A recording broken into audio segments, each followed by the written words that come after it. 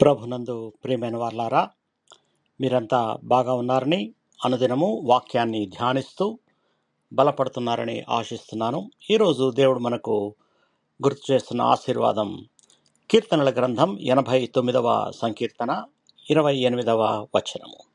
నా కృప నిత్యము అతనికి తోడుగా ఉండచేసెదను, నా నిబంధన అతనితో స్థిరముగా ఉండును. ఈ వాక్యము దేవుని యొక్క అపారమైన ప్రేమను మరియు ఆయన విశ్వసనీయతను మనకు గుర్తు చేస్తుంది. మన జీవితం మారుతూ ఉంటుంది, పరిస్థితులు స్థిరంగా ఉండకపోవచ్చు, కానీ దేవుని కృప మాత్రం నిత్యమైనది. ఆయన కృప మన గతం మీద ఆధారపడదు, మన ప్రస్తుత బలహీనతలో తగ్గిపోదు, భవిష్యత్తులో కూడా అది మనల్ని విడిచిపెట్టదు. దేవుడు తన ప్రజలతో చేసిన నిబంధనను ఎప్పటికీ మార్చడు. మనం ఆయనకు విశ్వాసంగా ఉండకపోయినా ఆయన మాత్రం విశ్వాసంగా ఉంటాడు. మనం ఒంటరిగా ఉన్నామని అనిపించే క్షణాల్లో కూడా దేవుని కృప మనతో నడుస్తూ ఉంటుంది. ఈ నిబంధన మనకు భరోసా ఇస్తుంది, నీవు నా వాడివి, నేను నిన్ను విడువను. కాబట్టి భయపడకండి. మీ జీవితంలో ఎదురయ్యే ప్రతి పరిస్థితిలో దేవుని కృప మీతో ఉంది. ఆయన వాగ్దానాలు స్థిరమైనవి, మారనివి.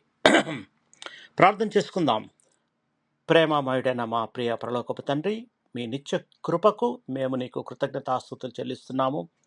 మా జీవితాల్లో ఎన్ని మార్పులు వచ్చినా నీ నిబంధన మాత్రం స్థిరంగా ఉందని మాకు గుర్తు చేస్తున్నావు.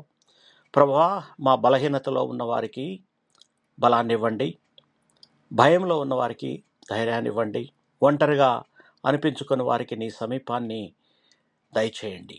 నీ కృప నిత్యము మాతో తోడుగా ఉండినట్లు మీ చిత్తమునకు అనుగుణముగా జీవించగల హృదయాన్ని మాకు దయచేయమని మా ప్రభువు మీ ప్రియకుమారుడైన యేసు ప్రశస్త నామములో ప్రార్థించి వేడుకొనుచున్నాము తండ్రి.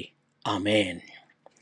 మీకు ఎవరికన్నా ప్రార్థన అవసరత ఉంటే మీరు నాకు మెసేజ్ చేయండి, నేను మీ గురించి ప్రార్థిస్తాను. దేవుడు మిమ్మల్ని బహుగా దీవించి భద్రపరచునుగాక. ఆమేన్.